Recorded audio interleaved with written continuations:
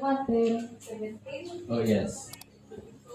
Busa ang pagtuo nagikan sa pagpamati sa mensahe o ang nabati nagikan sa pulong ni Kristo. Okay. Kapag kabawa ni ang Chris. So, buksan ang atong pagtuon. So, naapatay mga idea, opinion, kung saan ba mo increase ang atong pagtuon. Ikaw sa Grace, nakabay idea kung saan mo imuha personal para mo increase ang pagtuon. Dahil ko pangalaga, diga, ito na eh. Sa mga pamagin na mo para mo mutubo ang imong pagtuon. Right?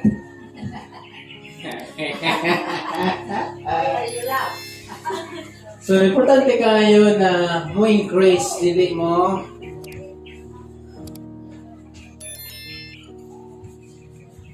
so, kung makita na to, daghan na kayo ay ba na mo decrease. Increase? Ang decrease ay no, sige. Decrease. O ay, sama na sa. Daghang kayo na kung makita nato na instead na mo improve, mo taas pag yan. Ang ilang punto, nisamot mo. So, ato may bala kung ano sa ilang ginabuhat, kung ato kung ginabuhat, nanong atong pagtuo, instead na musaka, masayo ba ng stagnant lang, ang uban din, wala lagi, wala kasi yung saon mo nag-invite, yung saon mo nag-guan, dili gina. Kaya ang tao, pag nandito sa pagtuo, daghan na sila ang mga excuses. Okay, number 1. How to increase our faith?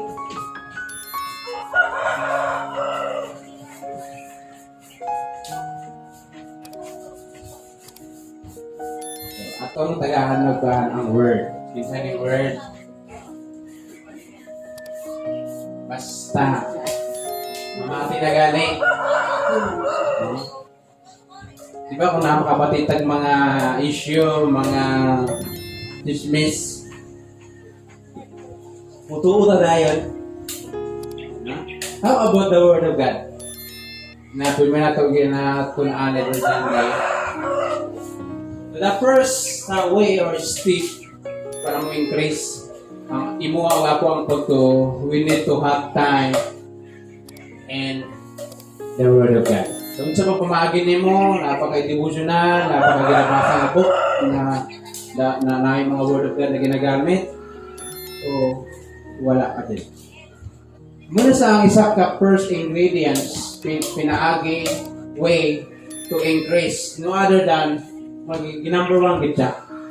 Top 1 yun ang Word of God. Amen? Faith comes by hearing, and hearing by the Word of God. As we hear the Word of God at church, as ang makita daw, at church, as ang church, simbahan. Then, and study it privately. Kinsa nakabati, simbahan, asa dapat sa simbahan. Then, human nato nabatihan, kinatutunan, kinsa nagatuon sa mga wali na imong nabatihan. So, study it privately. Private. Sa imong panimalay. Our faith will increase. Mo increase yun na. I remember when I was in Bible college, grabe na. Give up na ako. Murag mo exit na ko ba? Hindi na makayang gutom. Then, I remember the Word of God in Isaiah 41 verse 10. Do not be afraid. For I am your God that be dismayed. Ayaw kahadlok, ako kauban nimo. Ayaw pagtalaw, kaya ako yung Diyos. So, murag nakasay ka, murag nag-charge. Murag mo balik. Although, dili mo na yan, na nakakay mga question, ay mga kagalingon, nakakay mga wise, mga yan man Lord. Kasi wala ko kaagay na nangutana sa ginawa. May mga time ba na mag-imot ka, but you remember na ang Word of God pinaka-importante nga part sa atong ginabuhing Kristohanan. Amen? Kung gusto ka mo increase mo pagtuo, ang pinaka-step yun, number 1 is hearing the word of God.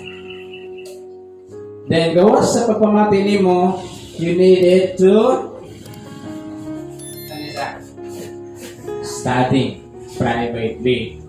So, kinahanglan na kay personal. May mga tayo na busy kayo na gawas sa busy ko na natin mga problema. So, ako ang pamalandungan ng atong mga nagatian. Then, our faith will increase. So, naasay, dili makita na first o gahom na mutabang sa pagtuo if na atay panahon mamati sa pulong sa Ginoo. Then, gawas anak, kinahanglan nato mag-study. As we read and believe, gawas sa pag-study, so, muna yung pinaka-importante, so, maging walay pulos ang atong pag-study kung dili ka mag-believe. It means, may action ba? Na akay, butang ato na pagsalig sa imuhang ginabasa. So, ang imong pagtuo, mo increase na sa ano man, naakay pundasyon. So, kailangan nato pundasyon. Sa ato ang mga kinabuhi. For example, naakay problema. Naay mo saad. Na ako mubayad. So, tanaw sa nimo kinsa nagsaad. Kaya ba na yata yung gisaad? Para naakay pundasyon sa na makabaton ka og pagtuo kaya ang nagsaad sa imuha evil. Gusto mo pareha mo kayong tangan. Araw-araw pag ganay mo ang gandang rayahan, bisara na kamutuo ka. Hello. Musaad sa imuha na mas araw-araw kayo mo kayong tangan, mutuo ka. So, magdawat ka no?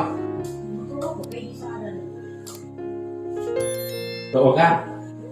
Muna, pwede ka masakitan? So, ang matter, di ba? Kailangan nato. Sa masakitan. So, I want to remember, pwede sa masakitan. Oh. That's why tanaw ni mo ang nagsaad. Then, kinsa ba ang mga nagsaad na nakadiri? Kaya ba niya himuon? So, tanawan na. As we read and believe, di lang na mo study, di lang mo basa, kailangan mo tuwan. Pero kung tao ang mupan, marayon nila na salit lang ayaw lang. God's promises coming true. Mahimong tinuod ang saad sa Ginoo, ang Word of God, kung bupilit ka.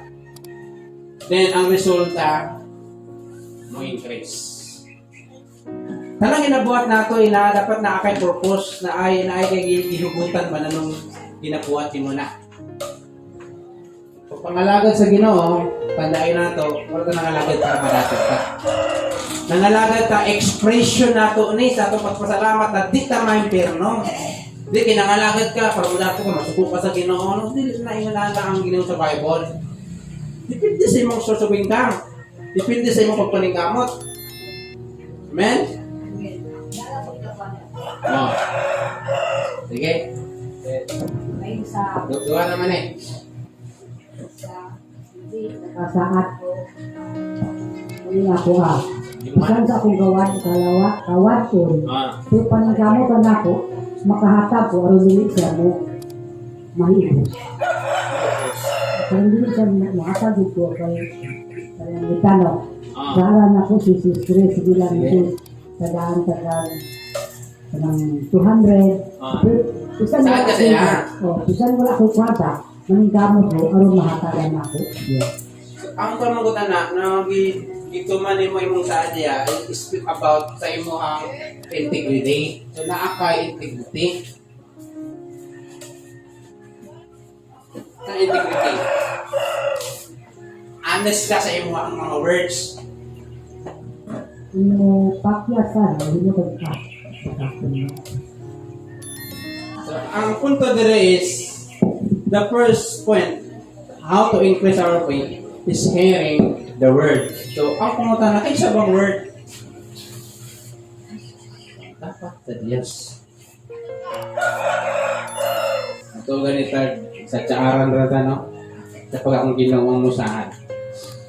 We need God's promises coming true. We must hear, read, study, memorize, and meditate on God's Word. Kasi kung siya pa nakataka yung problema, walay tao na walang aging mga grabe na mga problema. The more ka nag-level sa imong spiritual life, the more po ang intense kalayo sa mga pagsulay.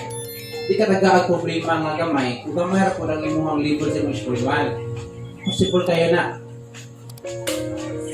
Grade 1 ka, taga-examination pang college. Hello? Pag dako kayo mong problema, tanawon, Lord, salamat na rin potential. Hindi basta-basta ang spiritual na gihatag mo sa kuha. Instead na mag-complain ka, hihila ka sa ginawa diha. Nausuro ba kung mag-complain ka sa katao, di ba di ka ganahan sa iya? Hello? So, in reality, kanang di ka ganahan mag-complain ka sa tayo buhat, di ba? Di ka ganahan mag-complain sa iya? How about mag-complain ka sa ginawa? Ganahan pa ka mag-pray. Ganahan pa ka magtimba. Kung natin problema, pantayin na sa mga bata. So, how to increase our faith? Hearing. Word of God. Ang nagay problema, pamalandong sa kapulong sa Ginoo. Hindi pa kung sa pang sa Ginoo para sa sitwasyon karon. Then, i-claim mo na, ilakan mo sa Ginoo. Then, matingala lang ka na akay kalipay deep inside mo kasi bisan pag problema sa gawas, hindi mo ma-explain ang kadagay sa problema. So, matingala ka sa kalinaw na ihatag sa Ginoo sa inyo. Isaiah 26 verse 3, give them a perfect peace whose mind stay on you. Nag-aay sila, pikto nga kalinaw, katong naman ako na nagkapatid sa iyo. To increase our faith, have time on the Word of God. Number 2 and last, open your Bible and 1 Samuel and chapter 17, 36 to 37. 1 Samuel 17.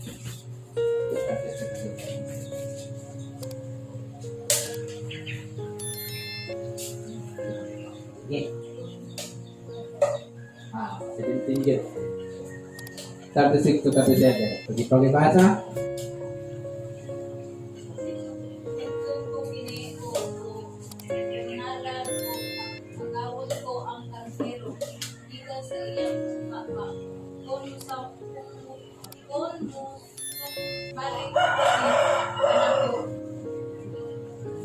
Gunitan ko kini imong sulugoon. Balik sa 31. Kinahalit ko ang pinaka-keyword niya. 31 to 37. Human makabati ang mga tao sa gisulti ni David, gitaho nila kini kang Saul o gipakuha ni Saul si David. 32.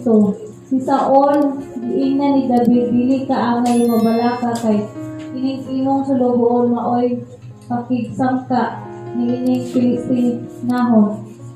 O si David giingnan si Saul, dili ka takos nga makig-away nga ng Filistinanon. Kay bata ka pa, samtang siya anad na nasa gubat sukad pa sa iyang pagkabatanon. 34. Apan si David mitubag kang Saul, kining imong sulugoon magbalantay sa imong mga karnero sa iyang amahan. O kung may liyon o usa nga mutukob sa usa ka nating karnero, bukdon ko kini o bunalan o agawon ko ang karnero gikan sa iyang baba. Kung musumbalit kini kanako, gulitan ko kini sa bungot o patyon. 36. Napatay sa imong sulugoon ang mga leon o mga uso. O kining dili mo to o Dios nga Filistinanon, mahisama kanila kay kay iya gihagit ang kasundaluhan sa Dios nga buhi. Okay? Kung sa ba ang ginaremind ni David bago niya gusto niya atakihon si Goliath? Kung sa ba yung trabaho? According sa mga 31 to mga 35. Shepherd. So sa iya pagka-shepherd, nabasa na encounter ng mga hardship. So unsa iya mga encounter? Ngayon sober. Fair, di ba? Then, kung makita ito, kung ordinaryo lang ka na pagkabata, pagkapamatanon, kaya ba niyo matubangon ang ngayon? Kaya ba niyo matubangon ang sober? Fair. Ordinaryo lang ka. Tanaw na to, giunsa ni David na para kay kung makikaway sa kay Goliath, nakabalo si King Saul na dili ordinaryo. Puri sa mga scholar, 10 feet, taas kayo na. Pinakataas sa atong palibot sa NBA ng mga 7. Kasi kayo, 10. Kapalagid si Saul na dili ordinaryo. Nano na-convince man sa ni David. Saan siya ba ang gamit ni David? Katong iyahang experience with the Lord. Nasa experience with the Lord. Sa dihang nagbantay sa iyang trabaho, so kung muna sa ilang sitwasyon, sa ilang panahon na ito, may mga layon o may mga bear. So lisod kayo ito sa that time, pero tungod na siya pagto sa Ginoo, uban niya kaisog na buntog niya. So now, how to increase our faith? We must remember God past answers to prayer. Ingon ni David, mas gamana pa ba ng higante sa mga layon, sa mga oso, o whatever dira ang mga mananap na iyahang atubangon, kinipakang si Goliath sa imong mga kinabuhi, sa atong mga kinabuhi. Kung sa ba ang mga past experience nimo na makaingon ka na naiginawa?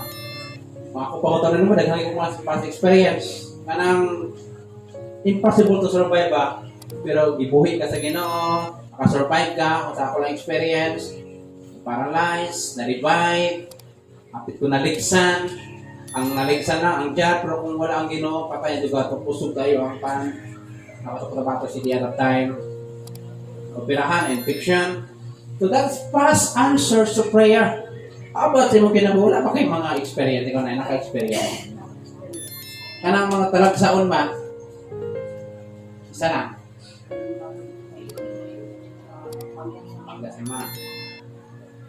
So, may tayo ba na magamit mo sa mga panahon na nagka-problema ka?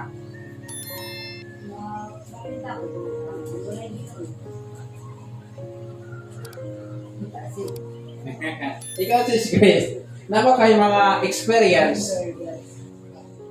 1 year ago, 2 months ago, na gitubag sa Ginoo ang mga pagampo? Okay? So, tanan-tano, na ba na kalabutan na mo increase ang atong pagtuo? Tanawa si David, ha? Patanon, wala pa siya nakasabak sa gera. Tanaw to ang mindset ni Saul. Kay gira man ang lagi, buta nga mga kaming, mga uniform sa mga sundalo. Kaya lagi gira, napunta ka uniform sa gira. Kaya nga ni David, ata ni, wala akong naanad na ni. Ang nakita ni David, dili katong problema na nakitaan sa Israel. Kung sa problema sa Israel nakitaan nila? Hello? Si Goliath. Din si Goliath, well-known na champion. Yung tag-champion, dili na sa ordinaryo nga sundalo. He can able na bukat na iyahang bangkaw sa laganak, pulo ka tao. Ang nakita niya, kung giuntat sa pagluwas sa Ginoo, panahon sa mga layon. Ikaw, kita. May time mo ginabuhi na nakakaroon sa sitwasyon na murag bukat na ni Lord. Ma-revive ka, may nagdumanay mo itong mga panahon na kitabangan ka sa Ginoo. Ako hamin ito mamalandong ko kung giluwas ko sa Ginoo. Samot na karon. Kung i-bless ka sa Ginoo kaya ito, mas samot na karon. Hello. Muna ang time na matingala lang ka by God's grace sa iyong kaluoy gugma. ni-increase dahil mo to. Pero pamangandong, na sige ka gisakitan, sige ka gitagdaog, sige ka gichismis, na sa connection sa mo pa to. Sa connection niya. Musamot ka o negative o ka luya. That's why, ang atong punto diri, how to increase our faith like David. Wala na gimension ni David na gikuan siya, kana nakambrasan siya. Ang gimension niya, paano niya nabuntog ang layon sa tapang sa Ginoo. Hanapak ang gulayat. The same way sa kinabuhi, once sa mga gitag, mga di na tumasabtan ng mga sitwasyon, remember itong mga days, how God helped you and how God bless you. Ano man, pag ibalik mo to the same God kanya to 5 years ago, 10 years ago, 1 year ago, 2 months ago, the same Diyos na mutapang karan. Mahimo pagkuhan ba pamalandong kung itabang kaniad to, papangan niya kung kanya karan. Kung sa pag-ibuhat mo kaya itong kitabangan niya ka, kay na sa mga kanato, nag-pray ka, o niya ka, liga mag-pray. Ang yawa mong good, kuha niya ka kanang kung mahimo iya niya kang ilingaw niya ka ba, kanang ginakwa niya kong mind para makalimot ang mag-pray. Then mo na sana nagasamuro kaluya ko. Okay, and I hope na ako ang nahinunduman na even si David wala sa experience sa battle. Ang experience niya ang milagro sa Ginoo. Kung kinabuhi wala ko sa katwa makaingon na wala ka experience with the Lord. Daghang mag-experience. Daghang magkasinatian nag-iibuhat ang Ginoo. Panahon sa itong mga problema, panahon sa ito ang mga kung sa mga klase ng sitwasyon na aga, just remember those days na kitabangan ka sa Ginoo. Just pray. Amen? The same God. Kung punta sa Kanya, tumuko na karon. Samot na sa future. So, dili solusyon ang mag-complain to as human, kakabantay, normal ginanayo mo ang reaction. Pero bilang mga anak sa Ginoo, bilang mga bataan bakit di nagpapamama na sila? How much more kita na ating Papa sa langit? Amen? So, how to increase our faith? Number 1, hearing the word of God. Pangalan dugod. Ayos ko muna din mga utang ko dyan. Tusok mo yan na. Ang Ginoo pamalandungin sa kanya kapag kapag. Ikalawa, pamalandungi kung unsa sa kanya ito. Sa ko ito. May mga tanong kinabuhi. Ako na naman siya makahila ka ba? Ma-amaze ka sa Ginoo. Kita pa nga kanya ito, sabot na karon. Kung unsa gibuhat mo kana ito, nag-pray ka, imo abot ka ron. Kung bug-akti karon na naman, nagtaas ng level nimo imong level sa imong spiritual nagtaas. That's why ayo katingala na nung inaanak ka at kahintin sa problema nimo. That's why karaya sikat. Makita sa mga pangutana. Any question?